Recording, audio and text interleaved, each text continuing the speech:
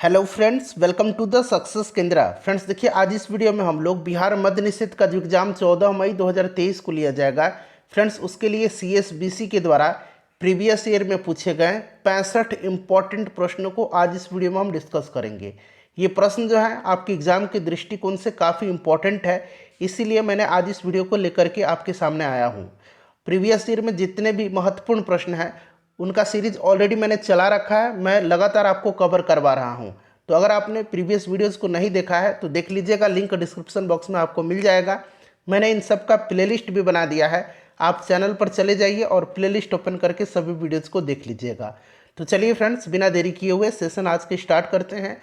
पहले please video को like कर दीजिए और जब सेशन समाप्त होगा तो इसको शेयर भी जरूर कर दीजिएगा। फ्रेंड्स, जैसे मैंने आपको बताया कि इस वीडियो में हम लोग प्रीवियस ईयर में पूछे गए 65 महत्वपूर्ण प्रश्नों को कवर करेंगे। ये 65 प्रश्न जो हैं आपके एग्जाम के दृष्टिकोण से काफ़ी महत्वपूर्ण है, ये सारे के सारे प्रीवियस ईयर में पूछे गए हैं।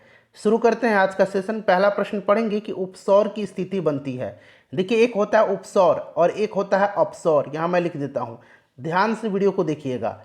तो पहले उपसौर के बारे में जान लीजिए जो प्रश्न में पूछा गया है। जब पृथ्वी सूर्य के अत्यधिक निकट होती है तो यह स्थिति उपसौर कहलाती है और यह स्थिति बनती है 3 जनवरी के दिन। राइट आंसर इसका 3 जनवरी हो जाएगा। और अपसौर जो होता है यह 4 जुलाई के दिन होता है। अपसौर कब होता है? 4 जुलाई के दिन होता है और इस दिन जो है पृथ्वी सूर्य से सर्वाधिक दूरी पर होती है और सबसे नज़दीक जो होती है ये 3 जनवरी को, इसको उपसौर कहा जाता है, और सर्वाधिक दूरी पर होती है 4 जुलाई को, इसको अपसौर कहा जाता है। तो इन सभी पॉइंट्स को ध्यान रखेंगे। अगला प्रश्न कि प्रथम विश्व युद्ध का तात्कालिक कारण क्या था। तो देखिए, प्रथम विश्व युद्ध का जो तात्कालिक कारण था यह ऑस्ट्रिया के राजकुमार, ऑस्ट्रेलिया नहीं ऑस्ट्रिया, ऑस्ट्रिया के राजकुमार फर्डिनेंड की बोस्निया की राजधानी सेरेज़ो में हत्या, और 28 जुलाई 1914 को, 28 जुलाई यहाँ मैं लिखता हूँ 28 जुलाई 1914 को ऑस्ट्रिया द्वारा सर्बिया पर आक्रमण किए जाने के साथ ही प्रथम विश्व युद्ध की शुरुआत हुई थी। तो फर्डिनेंड की सेरेज़ो में हत्या याद रखेंगे, ठीक है। चलिए उसके बाद नेक्स्ट क्वेश्चन कर लेंगे। अगला प्रश्न है हमारा कि पुष्प के किस भाग से केसर उत्पन्न होता है। सारे के सारे महत्वपूर्ण प्रश्न हैं, आप देख सकते हैं। और प्रीवियस ईयर का मैंने एक सीरीज ऑलरेडी चला रखा है, सारे प्रीवियस ईयर के प्रश्न को मैंने कवर कराया हुआ है। अगर आपने उन वीडियोज़ को नहीं देखा है तो देख लीजिएगा, लिंक डिस्क्रिप्शन में मिल जाएगा। पुष्प के किस भाग से केसर उत्पन्न होता है, तो ये वर्तिकाग्र से या वर्तिका, option number B right answer हो जाएगा।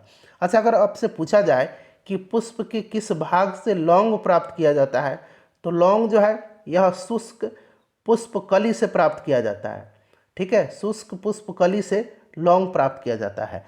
कॉफ़ी पौधे के किस भाग से प्राप्त किया जाता है कॉफ़ी, तो कॉफ़ी बीजों से प्राप्त किया जाता है या फलियों से, तो ध्यान रखेंगे आप। चलिए, शिकागो में 1893 में विश्व धर्म संसद में किसने भाग लिया था। तो सबसे पहले तो आपको याद रखना ये हुआ था कब, विश्व धर्म संसद, तो ये 1893 में। कहाँ? शिकागो में। और इसमें भाग लिया था स्वामी विवेकानंद जी ने। Option number B correct answer हो जाएगा। नेक्स्ट क्वेश्चन है, और फ्रेंड्स अपना अपना स्कोर जरूर कमेंट करके बताइएगा। समय बिल्कुल नहीं है आपके एग्जाम में, एक दिन बचा हुआ है, ज़्यादा से ज़्यादा आपको रिविजन करना है। मानव के लिए श्रव्य आवृत्ति का परास है। देखिए, श्रव्य आवृत्ति यानी कि ऑडिबल वेव्स आपसे पूछा गया है। तो हमारी जो कान है ये 20 हर्ट्ज से लेकर के 20,000 हर्ट्ज इतनी की जो आवृत्ति वाली ध्वनि तरंग है इनको सुन सकती है। तो यही जो है ऑडिबल वेव्स है, यानी कि श्रव्य आवृत्ति है। अच्छा, एक होता है अपश्रव्य, यहाँ मैं लिखता हूँ अपश्रव्य, जिसको कि अंग्रेजी में हम लोग कहेंगे इंफ्रासोनिक। ये 20 हर्ट्ज से कम की आवृत्ति वाली तरंग होती है। एक होती है पराश्रव्य, जिसको कि हम लोग अल्ट्रासोनिक कहते हैं, ये 20,000 हर्ट्ज से ज़्यादा की होती है। क्लियर? चलिए नेक्स्ट क्वेश्चन कर लेंगे कि जीन प्रवर्धन तकनीक जिसे पीसीआर कहते हैं, पीसीआर कहते हैं, उसको विकसित किया था। कोरोना के समय में ये पीसीआर टेस्ट काफ़ी चर्चा में रहा था। पीसीआर का फुल फॉर्म होता है पॉलीमरेज चैन रिएक्शन, ठीक है। और इसको विकसित किया था कैरी मुलिस ने। तो कैरी मुलिस, यहाँ पर मुलिस दिया गया, option number C correct answer हो जाएगा। निम्न में से किसे भारत का नेपोलियन कहा जाता है। तो भारत का नेपोलियन जो है यह समुद्रगुप्त को कहा जाता है। समुद्रगुप्त चंद्रगुप्त प्रथम का उत्तराधिकारी था। गुप्त वंश का शासक था, ध्यान रखेंगे, तो समुद्रगुप्त हो जाएगा। नेक्स्ट क्वेश्चन है कि निम्नलिखित में से उच्च चालक इसमें से कौन सा है। इसमें से सबसे उच्च चालक जो है ये आपका सिल्वर हो जाएगा, option number B right answer हो जाएगा। उसके बाद देखिए प्रति चुंबकीय पदार्थ की चुंबकीय प्रकृति होती है, प्रति चुंबकीय पदार्थ पूछा गया है। देखिए मैंने पिछले 8 महीने का लगभग 100 इंपॉर्टेंट करंट अफेयर्स को भी कवर कराया हुआ है, ज़्यादा से ज़्यादा इंपॉर्टेंट प्रश्नों को मैंने उसमें रखा हुआ है, तो एक बार उसको आप लोग एग्जाम से पहले रिवीजन कर लीजिएगा, चांसेस है कि वहाँ से प्रश्न पूछे जा सकते हैं। देखिए प्रति चुंबकीय पदार्थ की चुंबकीय प्रकृति जो होती है यह ऋणात्मक होती है, क्लियर हो गया। और अनुचुंबकीय और लौह चुंबकीय पदार्थ की जो चुंबकीय प्रकृति होती है यह धनात्मक होती है, ठीक है। प्रति चुंबकीय पूछेगा तो ऋणात्मक, वहीं अगर अनुचुंबकीय, यहाँ मैं लिखने का प्रयास करता हूँ, अनुचुंबकीय, अनुचुंबकीय और लौह चुंबकीय की चुंबकीय प्रकृति धनात्मक होती है, ठीक है। चलिए, वंशागति का क्रोमोसोमवाद का सिद्धांत किसने प्रस्तुत किया था, बताइएगा, राइट आंसर इसका क्या हो जाएगा। तो फ्रेंड्स यह किया था वाल्टर सटन और थियोडर बोमेरी ने। तो यहाँ देखिए सटन और बोमेरी दिया गया है, याद रखेंगे, ठीक है। ये वंशागति का क्रोमोसोम का सिद्धांत इन्होंने दिया था, सटन और बोमेरी ने। अच्छा, डीएनए की खोज किसने किया था, ये भी प्रश्न बन सकता है। तो डीएनए की खोज किया था फ्रेडरिक मिस्चर ने, ठीक है। डीएनए की द्विकुंडली संरचना का निर्धारण किसने किया था, तो द्विकुंडली संरचना का निर्धारण जो है वाटसन और क्रिक ने किया था। इन सभी पॉइंट्स को ध्यान रखना है आपको। देखिए संयुक्त राष्ट्र संघ कब अस्तित्व में आया था, संयुक्त राष्ट्र संघ 24 अक्टूबर 1945 को, ठीक है। इसका हेडक्वार्टर कहाँ पर है, तो न्यूयॉर्क में है, ध्यान रखेंगे। और 24 अक्टूबर के दिन जो है प्रत्येक वर्ष संयुक्त राष्ट्र दिवस मनाया जाता है, इसको भी आप जरूर ध्यान रखिएगा। चलिए, निम्न में से कौन सा रासायनिक परिवर्तन का उदाहरण है, रासायनिक परिवर्तन का उदाहरण इसमें से जो है लकड़ी का जलना है। बाकी देखिए बर्फ का, जल का बर्फ बनना, बर्फ का पिघलना और चीनी का पानी में घुलना, ये भौतिक परिवर्तन है। रासायनिक परिवर्तन लकड़ी का जलना हो जाएगा। मधुमक्खी पालन का वैज्ञानिक नाम क्या है, मधुमक्खी पालन को हम लोग क्या कहते हैं, तो इसको एपीकल्चर कहा जाता है। सेरीकल्चर, सेरीकल्चर रेशम कीट पालन कहलाता है। वर्मी कल्चर जो केचुआ पालन है उसको वर्मी कल्चर कहा जाता है। और बागवानी हॉर्टिकल्चर कहलाता है। चलिए अगला प्रश्न है कि ऊपरी वायुमंडल की ऊपरी परत निम्न में से किसके कारण कम हो रही है। तो ये कम जो हो रही है ये किसके कारण से हो रही है, ऊपरी वायुमंडल की ऊपरी परत, तो यह सीएफसी के कारण हो रही है। सीएफसी क्लोरोफ्लोरोकार्बन के कारण, option number B right answer हो जाएगा। नेक्स्ट क्वेश्चन है कि कॉटन जीन का आविष्कार किसने किया था। कॉटन जीन का आविष्कार जो है यह किसने किया था, तो ये किया था एली व्हाइटनी ने, एली व्हाइटनी राइट आंसर हो जाएगा, ठीक है। चलिए, और इसके क्या होता था, तो ये एक मशीन है और जिसमें कि कपास के धागों को बीजों से अलग किया जाता है। नेक्स्ट क्वेश्चन है कि निम्नलिखित में से कौन सा युग्म जो है सही सुमेलित यहाँ पर नहीं है। तो यहाँ पर देखेंगे एक तरफ घास का मैदान और दूसरी तरफ महाद्वीप दिया गया है। तो प्रेयरी उत्तरी अमेरिका, पंपास दक्षिणी अमेरिका, ठीक है, और पंपास जो है ये ब्राज़ील में है। स्टेपीज जो है, पंपास जो है ब्राज़ील में नहीं, पंपास जो है ये अर्जेंटीना में है। कंपास ब्राज़ील में है, ठीक है, कंपास ब्राज़ील में है, पंपास अर्जेंटीना में। दक्षिण अमेरिका सही है। स्टेपीज यह यूरोप और एशिया दोनों में आता है, तो ये भी सही दिया गया है। वेल्ड जो है ये ऑस्ट्रेलिया में नहीं है। वेल्ड जो है ये कहाँ पर है, तो दक्षिण अफ्रीका में है, वेल्ड घास का मैदान, तो यही सुमेलित नहीं है। निम्न में से किस धातु का जड़त्व अधिकतम होता है। तो इसमें से किसका जड़त्व अधिकतम होगा, जो सबसे ज़्यादा हेवी है, सबसे ज़्यादा जिसका भार है, मतलब वजन है, वही होगा। तो एक रेलगाड़ी इसका राइट आंसर हो जाएगा, द्रव्यमान सबसे ज़्यादा है। चलिए उसके बाद देखिएगा कि भारतीय संविधान में प्रस्तावना को किस संविधान से लिया गया है। तो देखिए यहाँ दो तरह से प्रश्न बनता है, एक पूछा जाता है कि प्रस्तावना कहाँ से लिया गया है, और एक है प्रस्तावना की भाषा कहाँ से लिया गया, दोनों अलग अलग जगह से लिया गया। प्रस्तावना को लिया गया है यूएसए से, और प्रस्तावना की जो भाषा है इसको ऑस्ट्रेलिया से लिया गया है। कहाँ से, तो ऑस्ट्रेलिया से लिया गया है। तो इन सभी पॉइंट्स को ध्यान रखेंगे। चलिए उसके बाद आपातकाल जर्मनी से लिया गया है, संविधान संशोधन दक्षिण अफ्रीका से लिया गया है।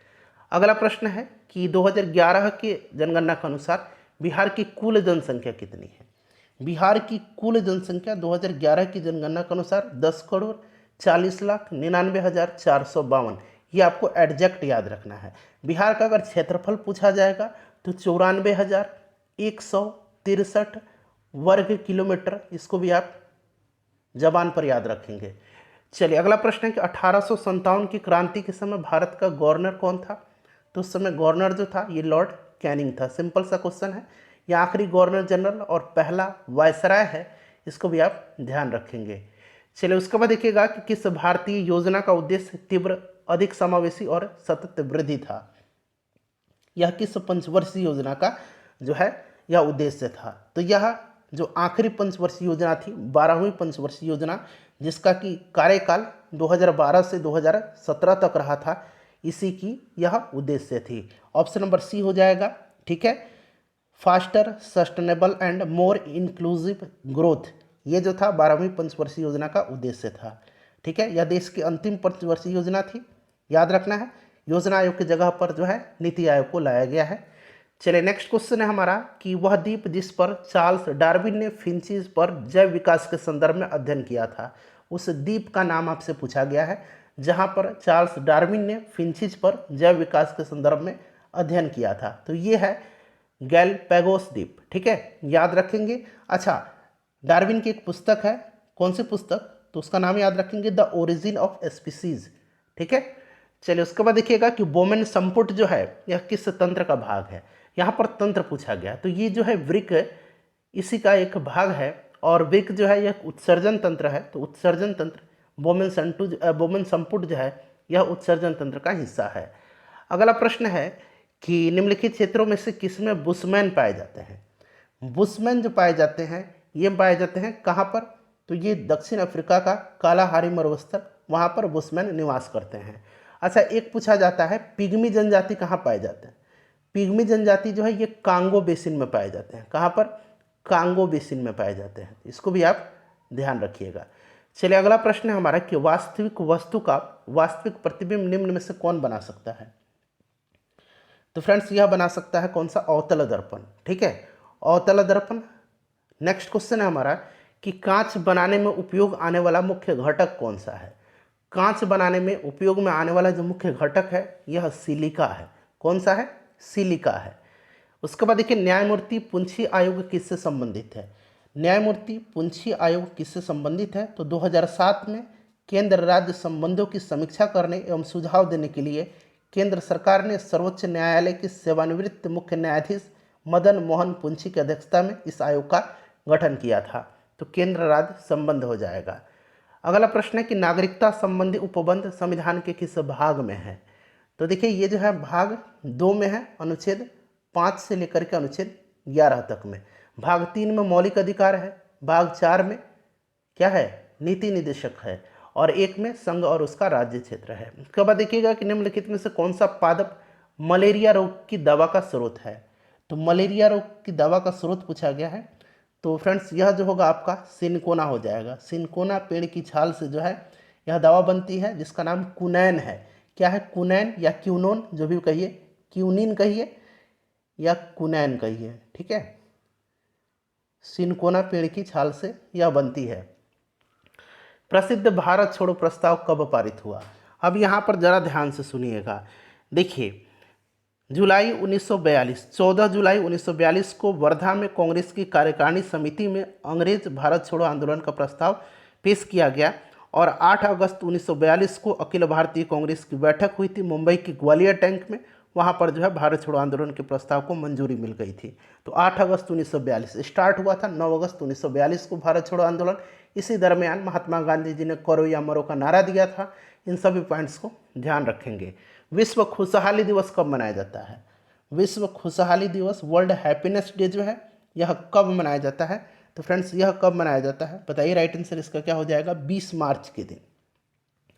दक्षिण अमेरिका की सबसे लंबी नदी कौन सी है? दक्षिण अमेरिका पूछा गया है, तो दक्षिण अमेरिका की सबसे लंबी नदी जो है ये अमेजन है। ठीक है, अगर आपसे अफ्रीका महाद्वीप की सबसे लंबी नदी पूछी जाए, नील नदी, और विश्व की सबसे लंबी नदी भी नील नदी ही है। एशिया महाद्वीप की सबसे लंबी नदी तो यह यांगची नदी है। ठीक है, यांगची नदी, इसको याद रखेंगे। चलो उसके बाद देखिएगा कि विश्व प्रसिद्ध लानोस घास का जो मैदान है यह निम्नलिखित महाद्वीपों में से किस में स्थित है? लानोस जो है यह कोलंबिया और वेनेजुएला में आता है, यानी कि दक्षिणी अमेरिका महादेश में है। ठीक है, चलिए उसके बाद देखिए निम्नलिखित में से किसको दुग्ध शर्करा कहते हैं? दुग्ध शर्करा जो है यह किसको कहा जाता है? तो फ्रेंड्स यह कहा जाता है लैक्टोज को। ठीक है, लैक्टोज को दुग्ध शर्करा कहा जाता है।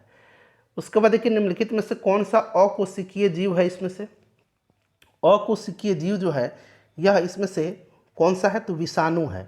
ठीक है, चलिए उसके बाद देखिएगा कि मोमबत्ती का जलना निम्न में से किस परिवर्तन का उदाहरण है?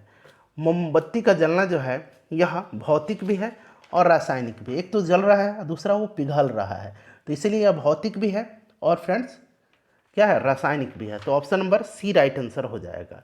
चलिए उसके बाद देखिए नील हरित शैवाल क्या है? तो नील हरित शैवाल जो है यह स्वपोषी है। ठीक है, प्रकाश संश्लेषण होता है, भोजन बनाते हैं ये अपना। और अगर आपसे पूछा जाए कि कवक क्या है, तो कवक जो है यह मृत्योपजीवी है। यहाँ देखिए मृत्युजीवी दिया गया है, मृत्योपजीवी है कवक। ठीक है, 2011 की जनगणना के अनुसार भारत में लिंगानुपात कितना है? भारत में लिंगानुपात पूछा गया है, बताइए कितना होगा? तो 2011 की जनगणना के अनुसार भारत में जो लिंगानुपात है वह कितना है? बताइए। करेक्ट आंसर अगर आपको पता है तो आप कमेंट करते चलिए। 943 हो जाएगा। अच्छा, अभी आपको याद रखना है कि राष्ट्रीय पारिवारिक स्वास्थ्य सर्वेक्षण 5 की रिपोर्ट के अनुसार, राष्ट्रीय पारिवारिक स्वास्थ्य सर्वेक्षण 5 की रिपोर्ट के अनुसार बिहार का लिंगानुपात जो हो गया है ये 1090 हो गया है। ये इंपॉर्टेंट है, प्रश्न बन सकता है। ठीक है, चलिए अगला प्रश्न है कि भारत में रथ मंदिरों के निर्माता कौन थे? तो देखिए रथ मंदिर का निर्माण जो है किसने करवाया था? तो रथ मंदिर का निर्माण जो है यह पल्लव शासकों ने करवाया था। पल्लव हो जाएगा। ठीक है, नरसिंह वर्मन प्रथम ने कांचीपुरम में रथ मंदिर का निर्माण करवाया था। ठीक है, चलिए नेक्स्ट क्वेश्चन हमारा कि इंटरनेशनल नर्स डे कब मनाया जाता है? तो इंटरनेशनल नर्स डे जो है यह 12 मई के दिन मनाया जाता है। अगला प्रश्न है हमारा कि मंत्रिपरिषद लोकसभा के प्रति सामूहिक रूप से उत्तरदायी होगी, यह किस अनुच्छेद में वर्णित है? इसका वर्णन कहाँ पर है? तो आपको ये तो याद रखना है कि मंत्रिपरिषद किसके प्रति उत्तरदायी होती है? सामूहिक रूप से लोकसभा के प्रति उत्तरदायी होती है, और यह अनुच्छेद 75(3) में है। किस विटामिन का रासायनिक नाम साइनोकोबालामिन है? तो यह विटामिन B12 है, इसमें कोबाल्ट पाया जाता है, इसको भी ध्यान रखेंगे। विटामिन ए का रासायनिक नाम रेटिनॉल, विटामिन बी का बेरीबेरी, विटामिन डी का बताइए कैल्सिफेरॉल। चलिए राज्य चुनाव आयुक्त को हटाया जा सकता है? पूरा देखिए, राज्य चुनाव आयुक्त को हटाया जा सकता है, बताइए राइट आंसर। तो देखिए राज्य चुनाव आयुक्त को किस प्रकार से हटाया जा सकता है, यह आपसे पूछा गया है। करेक्ट आंसर आपको बताना है, बताइए करेक्ट आंसर इसका क्या हो जाएगा? तो देखिए उच्च न्यायालय के न्यायाधीश को हटाने की प्रक्रिया के समान। तो ऑप्शन नंबर इसका डी जो होगा सही आंसर हो जाएगा। ठीक है, चलिए आगे बढ़ें। चलिए नेक्स्ट क्वेश्चन कर लेते हैं अब हम लोग। अगला प्रश्न है हमारा कि कोशिकीय सिद्धांत की अवधारणा प्रस्तुत करने वाले वैज्ञानिक कौन है? कोशिका सिद्धांत जो है ये किसने दिया था? सबसे पहले कोशिका की खोज किसने किया था? तो रॉबर्ट हुक ने किया था। कोशिका सिद्धांत दिया था स्लाइडेन और स्वान ने। कोशिका सिद्धांत किसने दिया था भाई? तो स्लाइडेन और स्वान ने दिया था कोशिका सिद्धांत। इसको आप जरूर ध्यान रखेंगे। ठीक है, चलिए आगे बढ़ते हैं, नेक्स्ट क्वेश्चन कर लेंगे अब हम लोग। अगला प्रश्न है कि यूरोप के किस प्रथम वैज्ञानिक ने खोजा कि पृथ्वी सूर्य का चक्कर लगाती है? पृथ्वी सूर्य का चक्कर लगाती है, बताइए। तो फ्रेंड्स यह कोपरनिकस ने बताया था। कोपरनिकस ने बताया था, तो कोपरनिकस राइट आंसर हो जाएगा। एड्स एक जनित रोग है, तो एड्स एक विषाणु जनित रोग है, वायरस से होता है एड्स। ठीक है, HIV वायरस। भारतीय स्वतंत्रता अधिनियम कब पारित हुआ था? भारतीय स्वतंत्रता अधिनियम पारित हुआ था 18 जुलाई 1947 को। ठीक है, BBI है। चलिए उसके बाद नेक्स्ट क्वेश्चन है कि निम्नलिखित में से कौन सा विद्युत का कुचालक है? सिंपल सा है, इसमें से प्लास्टिक विद्युत का कुचालक हो जाएगा, बाकी सारे सुचालक हैं। इंग्लैंड में किस वर्ष ग्लोरियस रिवॉल्यूशन, हिंदी में इसको गौरवशाली क्रांति कहेंगे, यह कब हुई थी? तो इंग्लैंड में ग्लोरियस रिवॉल्यूशन 1688 में हुआ था। ठीक है, 1688 ईस्वी में, ध्यान रखना आपको। कोशिका भित्ति किसकी कोशिका में अनुपस्थित होता है? इंपॉर्टेंट क्वेश्चन है, अच्छा क्वेश्चन है। बताइए राइट आंसर इसका क्या हो जाएगा। तो देखिए फ्रेंड्स, कोशिका भित्ति जो होती है यह पूछा गया है कि किसमें अनुपस्थित होता है। तो देखिए कोशिका भित्ति जो है इसमें से आपका जंतु कोशिका में नहीं होती है। किसमें? जंतु कोशिका में नहीं होती है। बाकी देखिए पादप सेलुलोज से बना होता है इसकी कोशिका भित्ति, कवक की काइटिन की बनी होती है। ठीक है, जंतु कोशिका में जो है कोशिका भित्ति नहीं पाई जाती है। चलिए, भारत के प्रथम उप प्रधानमंत्री कौन थे, ये आपसे पूछा गया है। करेक्ट आंसर क्या होगा इसका, बताइए। भारत के प्रथम उप प्रधानमंत्री जो थे ये सरदार वल्लभ भाई पटेल थे। कौन थे? सरदार वल्लभ भाई पटेल थे। तो option number C right answer हो जाएगा। चलिए, उसके बाद नेक्स्ट क्वेश्चन है कि वर्गीकरण की द्विनाम पद्धति की अवधारणा किसने दिया था। तो फ्रेंड्स देखिए, ये दिया था कैरोलस लिनियस ने। द्विनाम पद्धति की अवधारणा कैरोलस लिनियस ने दिया था। लिनियस राइट आंसर हो जाएगा। इनको जो है वर्गीकी का पिता कहा जाता है। इनको वर्गीकी का पिता कहा जाता है। भारत के उत्तरी पश्चिमी भाग में शीतकालीन वर्षा मुख्य रूप से किस कारण से होती है। तो फ्रेंड्स, यह जो वर्षा होती है यह होती है पश्चिमी विक्षोभ के कारण। किसके कारण? पश्चिमी विक्षोभ के कारण। अगला प्रश्न है कि फूलों का संवर्धन के विज्ञान को क्या कहते हैं। फूलों का संवर्धन फ्लोरिकल्चर कहलाता है। ठीक है, पोमोलॉजी फलों का अध्ययन कहलाता है। फलों के अध्ययन को पोमोलॉजी कहते हैं, ध्यान रखना आपको। निम्न में से कौन सा अप्रत्यक्ष कर नहीं है। अप्रत्यक्ष कर नहीं पूछा गया है, तो यहाँ पर देखिएगा निगम कर जो है यह अप्रत्यक्ष कर नहीं है, निगम कर एक प्रत्यक्ष कर है। ठीक है, चलिए उसके बाद देखिए निम्नलिखित में से किस अम्ल के एकत्रित होने से मांसपेशियों में थकान होती है। तो मांसपेशियों में जो थकान होती है ये लैक्टिक एसिड के एकत्रित होने के कारण होती है। नेक्स्ट क्वेश्चन है कि बिहार में पटना उच्च न्यायालय की स्थापना कब हुई थी। तो इसकी स्थापना हुई थी, बताइए कब? 3 फरवरी 1916 को। कुतुबुद्दीन ऐबक का उत्तराधिकारी कौन था। कुतुबुद्दीन ऐबक गुलाम वंश का संस्थापक था। 1206 में इसने गुलाम वंश की स्थापना किया था। इसको लाख बख्श के नाम से जाना जाता है, लाख बख्श। ठीक है, कुतुबुद्दीन ऐबक को। और इसका उत्तराधिकारी जो हुआ था ये आराम शाह हुआ था।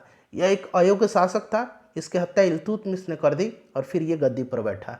तो कुतुबुद्दीन का उत्तराधिकारी आराम शाह हुआ। ठीक है, चलिए आराम शाह के बाद इल्तुतमिश शासक बना।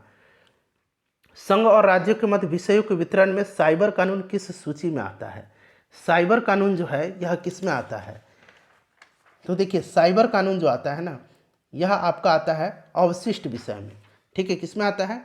अवशिष्ट विषय में। संविधान की 7वीं अनुसूची में संघ सूची, राज्य सूची और समवर्ती सूची दी गई है। जो विषय इन सूचियों में नहीं दी गई है उस पर कानून बनाने का अधिकार केंद्र को है, अर्थात अवशिष्ट शक्तियाँ केंद्र में निहित हैं।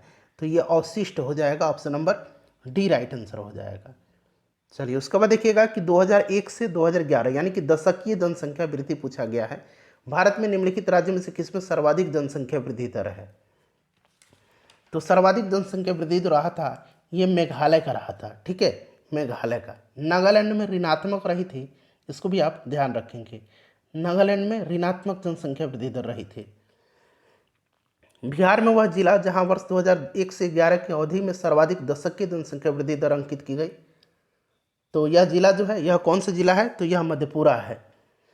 अगला प्रश्न है कि यदि किसी गतिशील वस्तु का द्रव्यमान आधा कर दिया जाए और चाल दुगुनी कर दी जाए तो उसकी गतिज ऊर्जा हाफ mv² होता है।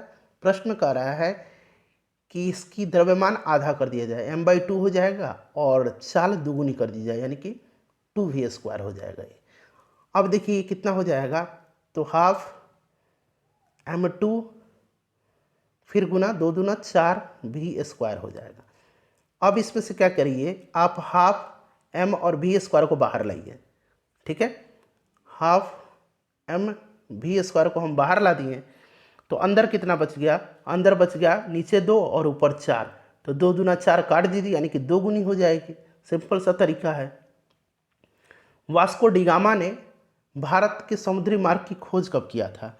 वास्को डिगामा ने भारत के समुद्री मार्ग का खोज जो है यह किया था कब, बताइए। राइट आंसर क्या हो जाएगा। पुर्तगाली यात्री था और 1498 में राइट आंसर इसका हो जाएगा। समुद्री मार्ग की खोज भारत का किया था।